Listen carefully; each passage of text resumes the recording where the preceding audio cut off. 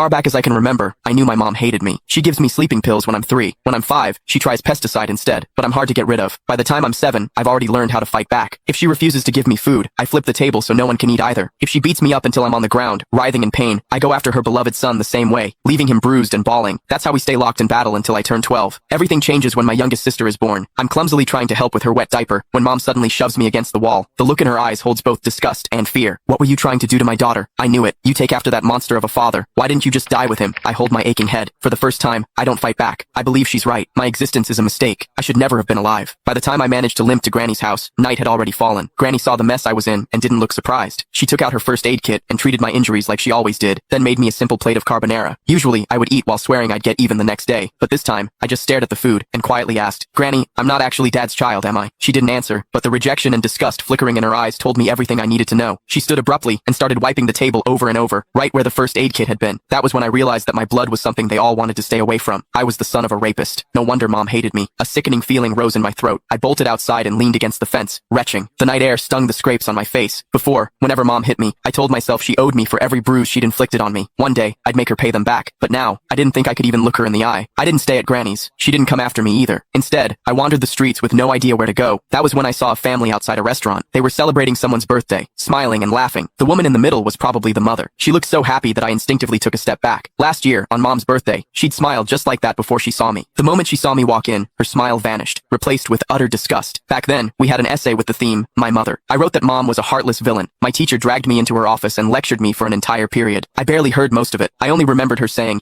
"No mother in this world would ever stop loving her child." I believed her. I saved money from collecting recyclables and bought my mom a birthday cake. I just wanted a hug, the same kind she gave my brother, Casper Willis. But her frigid expression was like a stab in the heart. I felt like a fool, standing there with that cake in my hands. Anger overwhelmed me. When no one was looking, I went out and caught a couple of frogs in the garden. Then, I hid them in the cake. I could still remember the way she screamed when they jumped out. Back then, I felt a twisted sense of satisfaction. I thought she didn't deserve to be a mother. I thought she had it coming. But now, I know the truth. The one who didn't deserve anything was me. My existence itself had hurt her. As I watched that mother's smile through the restaurant window, I made a decision. This year for mom's birthday, I would give her a gift she would truly be happy with, one that would free her completely. I decided to die. Once that thought took root in my mind, my steps felt lighter. I even started planning how to do it without troubling anyone. I needed to do something that wouldn't leave a mess. But before I could carry out my plan, a patrolling officer spotted me and brought me home. Mom answered the door. As the door shut behind us, I stared at the floor, unable to meet her eyes. Her icy tone sliced through the air. "Why didn't you just die out there?" I almost snapped back, but I forced the words down before they came out. Still, as I stared at her back, I couldn't stop myself from asking, what would you do if I really did die? Would she be the least bit sad? "If you've got the guts, hurry up and do it. I'd celebrate." She walked straight into my siblings' room and closed the door. I stood rooted to my spot in the living room. After a long while, I wiped my face and let out a humorless laugh. Mom would definitely like the birthday present I had prepared.